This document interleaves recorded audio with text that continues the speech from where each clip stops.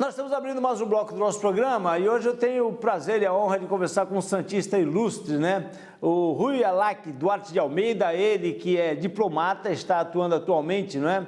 Na embaixada lá da Dinamarca, na capital em Copenhagen. Ele muito gentilmente nos atende aqui, evidentemente via Zoom. Eu queria fazer uma viagem para a Dinamarca, mas não foi possível nesse período de pandemia, né? Para conversar pessoalmente com ele, mas temos o prazer de recebê-lo. Como eu disse, um santista ilustre, né, que investiu desde muito jovem, ainda é muito jovem, mas desde muito jovem, investiu com um objetivo, com um propósito de enveredar pela carreira diplomática, já passou pelo pelo Panamá, perdão, já teve aí várias funções, né, no Ministério das Relações Exteriores, no Itamaraty, e hoje está aqui conversando conosco. Rui, que prazer, muito obrigado por nos atender. Prazer todo meu, Pedro. Eu, antes de mais nada, quero já abrir, conversando com você a respeito dessa planificação da tua vida que você fez. Desde que idade que você falou, quero ser diplomata, ou foi uma coisa que foi acontecendo natural, organicamente? Então, Pedro, a minha mãe brinca que eu já falava de ser diplomata antes de saber direito o que significava. Eu nem lembro, mas enfim, dizem que toda a vida eu falei. Eu lembro de uma tia-avó minha que morava perto do Itamaraty, original, no Rio, falar dos bailes, das festas. E eu tenho um tio-avô, por parte de mãe, na Síria, que foi diplomata. Então, eu tinha referências já desde muito pequeno.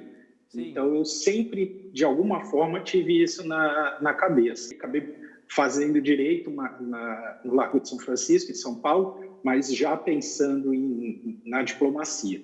Então, é realmente um sonho que eu trago já desde muito, muito pequeno. Para chegar, não é, a se formar como diplomata, além de provas extremamente rigorosas que são feitas pelo Instituto Rio Branco, né, que é o famoso CACD, né, o curso de admissão à carreira de diplomata, e ninguém é diplomata sem passar nesse concurso, tem que ter um inglês extremamente fluente, tem prova de francês, prova de espanhol, história, geografia, política internacional, enfim. Você fez o concurso e passou de primeira, Rui? Não, eu fiz mais do que uma vez. Assim que me formei, eu entrei no Itamaraty, mas como oficial de chancelaria. Eu me formei em 2000, em 2001 eu cheguei a advogar um pouco aí em Santos, na Baixada, e depois em 2002 eu já entrei no Itamaraty. Mas inicialmente como oficial de chancelaria e 5 anos depois como diplomata. Aí na Embaixada Brasileira na Dinamarca, você está exercendo a função de primeiro secretário, né? E também de chefe do setor de promoção comercial e ainda responsável pelas áreas de cultura e economia. A gente sabe que a função do embaixador e da equipe que atua com ele é exatamente de promover o país que você representa, né? Que no caso, nós estamos falando aqui do Brasil. Essa relação Brasil-Dinamarca, existem tratados, existem acordos comerciais. Como é que é a relação Brasil-Dinamarca, Rui?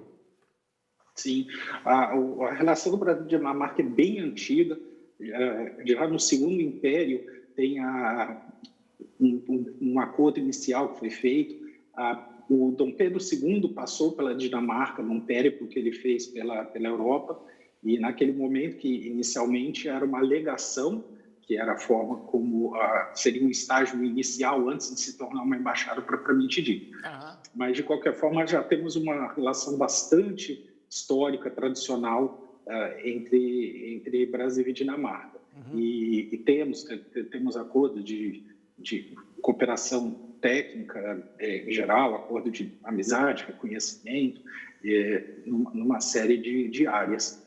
E algumas coisas mais específicas, mais tópicas, né, que vêm sendo feitas na área de vigilância sanitária, na área de digitalização, que é um tema muito caro, muito interessante para a Dinamarca, tanto que na estrutura da Embaixada Dinamarquesa em Brasília, eles têm alguns profissionais especializados em algumas áreas, né? Uma é essa parte de saúde, dados de saúde, principalmente, uma é essa área de desburocratização e uma área de digitalização.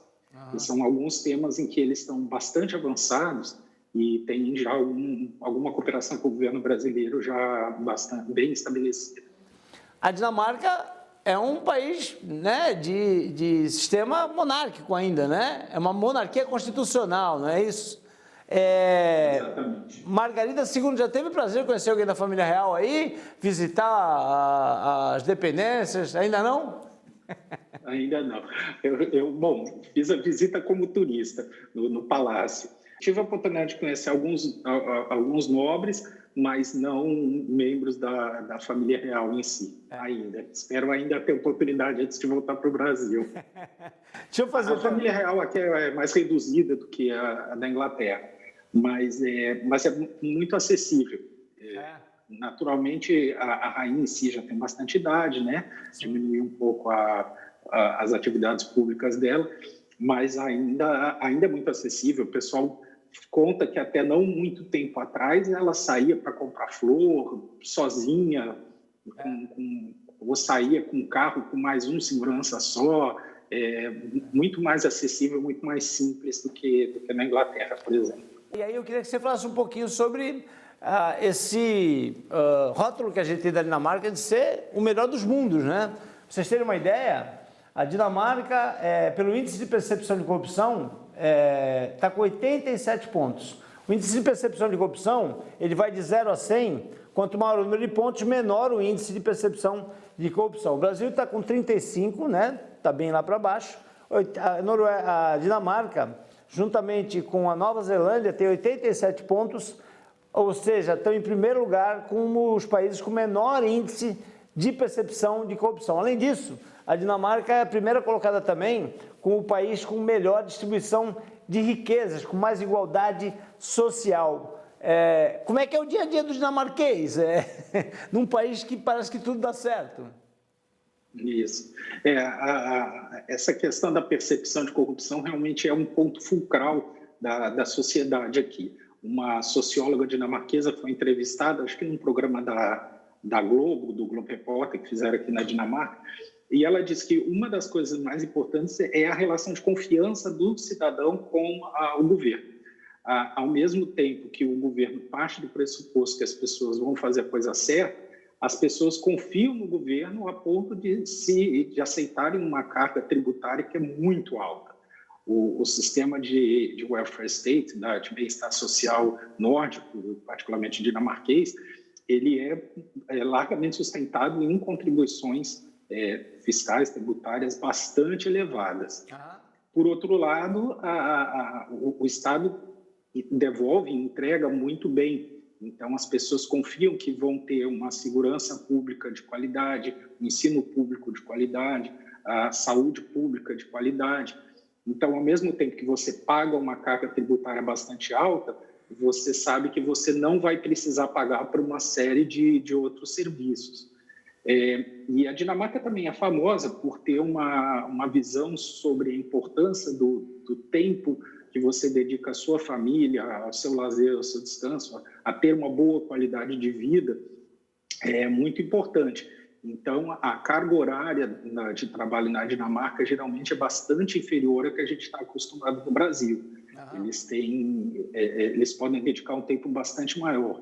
Aqui você tem uma licença parental, que pode ser dividida entre pai e mãe, de 1 ano. Então, você tem um período muito maior para ficar com a criança recém-nascida, tanto que a Dinamarca tem uma taxa de natalidade bastante alta. Não posso também deixar de mencionar aqui, né? Carlos Paranhos é o embaixador atual do Brasil aí na Dinamarca, né? Ele está há quanto tempo aí? Como tem sido o trabalho, o desenvolvimento dele aí junto com toda a equipe, Rui? Ele já está aqui há uns 5 anos, ele chegou bem antes de mim, e ele sim já teve a oportunidade de conhecer a rainha, o príncipe, já teve a oportunidade nesse período desenvolver amizade com os chanceleres, né, os primeiros ministros, por quem ele passou, e boa parte das autoridades aqui. O embaixador Paranhos, ele é um embaixador bastante sênior, ele já é um dos embaixadores mais antigos, não velhos, antigos. Antigos, experientes, né? Dentro da carreira. A gente é um pouco como militar, né? A gente fala muito em senioridade, em patente, em antiguidade, e o embaixador Paranhos é bastante antigo e é um gentleman, né? É um lord, é um cavaleiro. Então, ele tem uma relação muito boa com as autoridades daqui, com representantes de todas as áreas da cultura, do setor financeiro, tem uma relação muito boa com a sociedade dinamarquesa em geral. Não posso deixar de comentar, né? Nós estamos vivendo um período em que qualquer entrevista que a gente faz fora do país, a gente quer referências, né? E eu vou passar para vocês aqui a situação da Dinamarca em relação ao coronavírus, em relação à Covid, né? Eu vou começar aqui pelo total de infectados, que é de 12.727, isso hoje, no dia 23 de junho que nós estamos gravando. O número de recuperados é de 11.000, olha só, infectados 12.717, recuperados 11.347 e 602 óbitos, né? Hoje a situação da Dinamarca, ela já é uma situação de abertura de comércio, economia praticamente normalizada. Isso, Pedro. A Dinamarca fechou muito cedo. Assim que começou no início de março, o país teve, numa mesma semana, 2 níveis de fechamento de comércio e de órgãos públicos e de órgãos culturais, de teatro, essas coisas.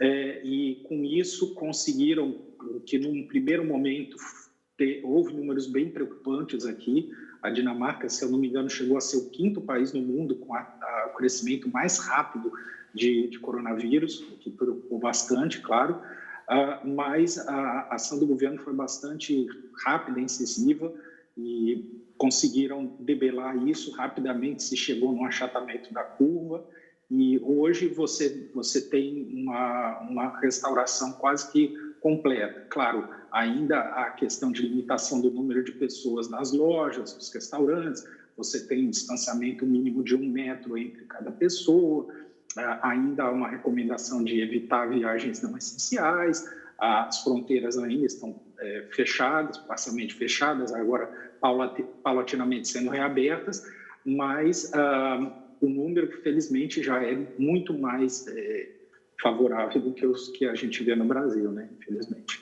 Eu quero conversar sobre o outro viés com o Rui, porque além da carreira diplomática, o Rui tem também aí algumas publicações, né, realizadas, inclusive com thriller, suspense, bem, no mais autêntico estilo Agatha Christie, já me disseram.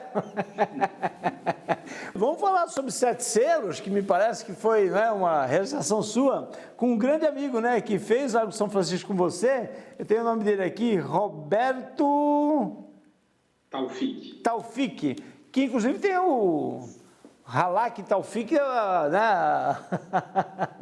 São parecidos ali no final, são primos.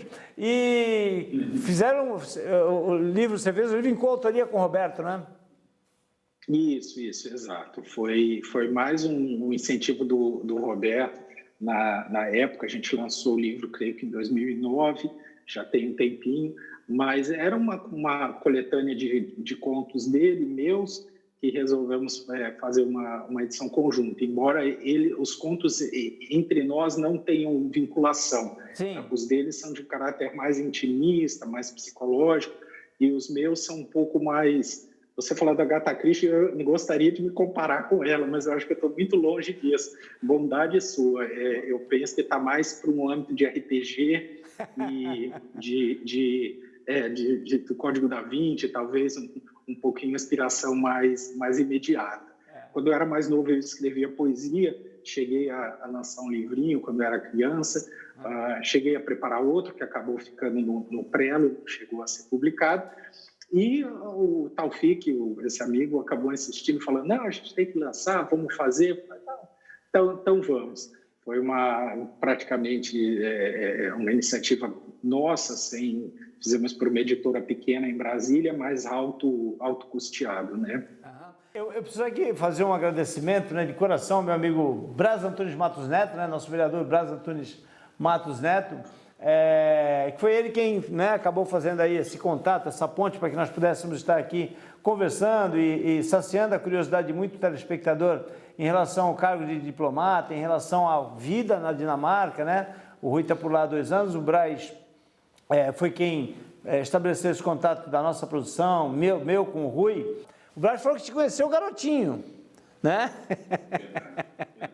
Te agradeço demais aí a atenção, o tempo dedicado a esse bate-papo conosco. A gente fica muito feliz que o brasileiro está procurando saber mais sobre a diplomacia, sobre as relações internacionais. Como o nosso chanceler falou no discurso de posse dele, o Itamaraty tem uma preocupação grande que todo brasileiro saiba que a gente representa todos os brasileiros, não só os brasileiros que estão no exterior, os brasileiros que lidam diretamente com outros países, mas a gente está aqui fora representando a todos os brasileiros e a gente espera que o que a gente faça possa ajudar a todos os brasileiros, mesmo que não saibam exatamente o que está sendo feito aqui no exterior. Então, a gente fica feliz com esse tipo de oportunidade. Parabéns, Gil, mais uma vez. Tá ótimo, Pedro. Muito obrigado. Obrigado, Rui. Um abraço. O programa vai fazer um intervalo rapidinho e nós voltamos. Não sai daí.